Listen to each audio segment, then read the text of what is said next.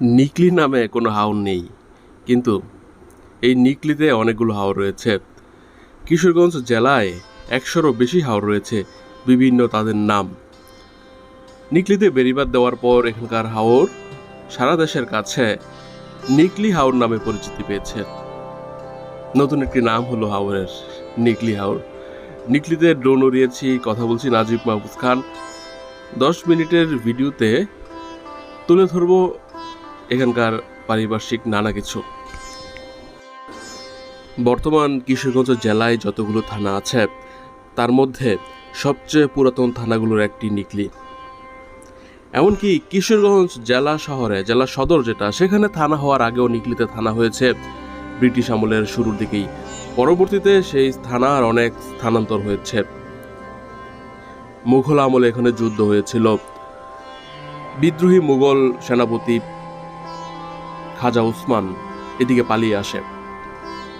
ঈশা খাদের ধাওয়া করে এই অঞ্চলে মুঘল সেনাপতি এসেছে, একাধিক মুঘল সেনাপতি। কিশোরগঞ্জের হাওর ভ্রমণ নিয়ে কিছু কথা বলে নিচ্ছি। ইটনা মিঠামুই নষ্টগ্রাম, ওই 3 থানার যে এলাকাটা, সেটি আসলে একটি দ্বীপের মতো। আমাদের এই ভূখণ্ড থেকে কমপক্ষে 1.5-2 ঘন্টা নৌপথে যাওয়ার পর সেই দ্বীপের মতো 3 থানায় যাওয়া যাবে, ইটনা, মিঠামুইন এবং অষ্টগ্রাম। নিকলিও হাওর বেষ্টিত জনপদ, কিন্তু বাংলাদেশের পুরো ভূখণ্ডের, মূল ভূখণ্ডের স্থলভাগের সাথে নিকলির যোগাযোগ রয়েছে। এই অঞ্চল থেকে, এই বেড়িবাঁধ থেকে হাওর শুরু। এটা মূলত বেড়িবাঁধ দেওয়ার পর পাশে গাছ লাগানো হয়েছে। তারপরে সারা দেশের মানুষের কাছে এই জায়গাটি ব্র্যান্ডিং হয়ে উঠেছে। এই বেড়িবাঁধের একদম শেষ মাথায় ফায়ার সার্ভিসের কার্যালয়। এই নৌকাগুলো সব যাবে ইটনা, মিঠামুই, অষ্টগ্রামে, হাওরে বাসবে। এদের ভাড়া কেমন? সিজনে একরকম, অফ সিজন আর এক রকম। এখন জুন মাস, ধরা যায় অফ সিজন। অন সিজন শুরু হবে ঈদের পর, কুরবানিদের পর। আজকে দেখলাম মিঠামুইনে অনেকেই যাচ্ছে নৌকা ভাড়া। ছোট নৌকাগুলো 1,500, বড়গুলো 2,000 কিংবা আরও কম বেশি সামান্য। কিন্তু একই নৌকা 1 মাস পরে 4 গুণ ভাড়া বেশি নেবে। তখন পর্যটক বেশি আসবে, এখন পর্যটক কম। তো এখন যেটার ভাড়া 2,000, ঈদের পরের শুক্রবারগুলোতে সেসবের ভাড়া হবে 8,000। এটি স্বাভাবিক, অর্থনীতির সূত্র এই কথাই বলে, চাহিদা এবং যোগান। এখন চারপাশে যা যা দেখা যাচ্ছে সবকিছুই নিকলি উপজেলার অন্তর্গত। ঢাকা থেকে একাধিক পথে এখানে আসা যায়। ঢাকার উত্তর প্রান্তের দিকে যাদের বসবাস, তারা গাজীপুর, রাজেন্দ্রপুর, কাপাসিয়া, টোক, কটিয়াদি এই পথে নিকলি আসতে পারেন। কটিয়াদি থেকে সরাসরি সিএনজি চলে আসে নিকলিতে। দূরত্ব প্রায় 22 কিলোমিটার। ঢাকার পূর্ব প্রান্তের বাসিন্দারা নরসিংদী হয়ে কিংবা আরও পূর্ব প্রান্তের যাত্রাবাড়ির দিকের বাসিন্দারা নারায়ণগঞ্জ, ভৈরব হয়ে এখানে আসতে পারেন। তবে ভৈরব, কটিয়াদি এই রাস্তাটি অনেক বেশি ঘুরানো একটি রাস্তা, সংক্ষিপ্ত রাস্তা আসলে কাপাসিয়া দিয়ে আসার রাস্তাটি। কিশোরগঞ্জ শহর থেকে সহজে এখানে আসা যায়, রাস্তাটি বেশ ভালো। কিন্তু সারা দেশ থেকে পর্যটকরা যেই পথে নিকলি আসে, অধিকাংশ পর্যটক কটিয়াদি থেকে নিকলি।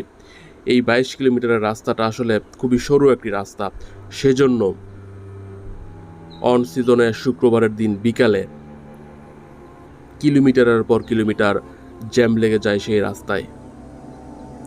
বড় গাড়ি নিয়ে আসে অনেকে, জ্যামের তৈরি সে কারণেই হয়। নিকলি বেড়িবাঁধের ফায়ার সার্ভিসের পাশে ড্রোন উড়িয়েছি, চারপাশ দেখতে পাচ্ছি। এখানকার মাটি যেহেতু কম, ঘনবসতি বেশি হবেই, এটাই তো স্বাভাবিক। নিকলি থেকে মূলত হাওরের শুরু। নৌকায় না উঠলে এখানকার হাওরের সৌন্দর্য পূর্ণতা পায় না। তবে নৌকায় ওঠার সময় অবশ্যই লাইফ জ্যাকেটের কথা মাথায় রাখতে হবে। যারা স্থানীয় না তারা আসলে এই সমুদ্রের মতো অঞ্চলে সামান্য ঢেউ দেখলেই ভয় পেয়ে যেতে পারে। সাগর শব্দের অপভ্রংশ থেকেই হাওর শব্দের উৎপত্তি। বাংলাদেশের সবচেয়ে নিম্নাঞ্চলের একটি এটি। ধরা হয় দেশের সবচেয়ে নিচু জায়গা হচ্ছে এই কিশোরগঞ্জ।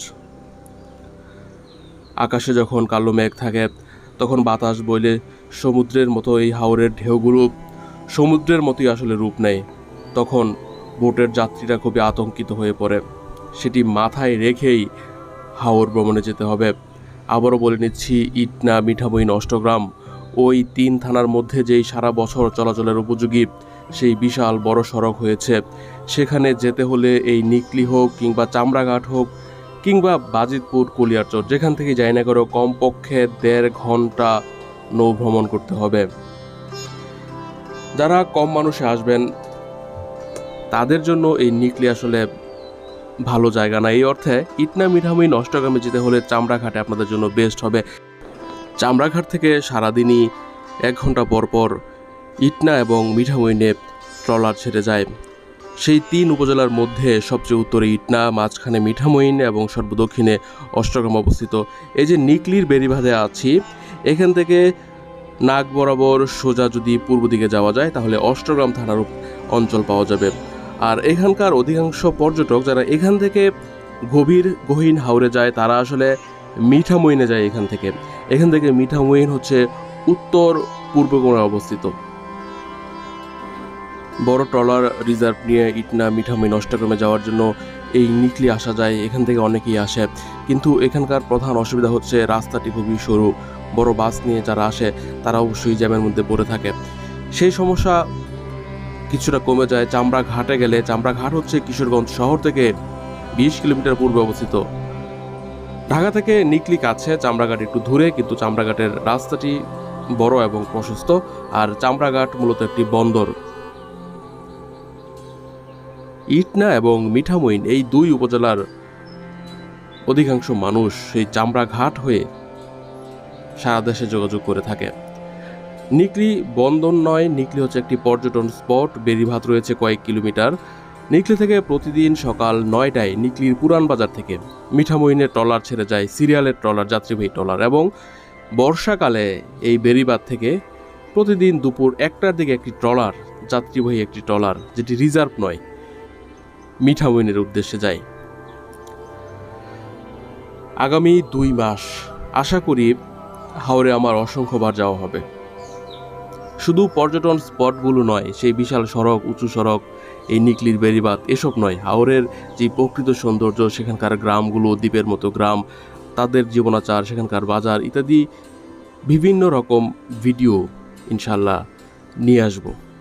কথা বলছিলাম নাজিব মাহফুজ খান। শেষ করছি এই ভিডিও। ভালো থাকবেন, পাশে থাকবেন। দেখা হবে অন্য কোনো ভিডিওতে।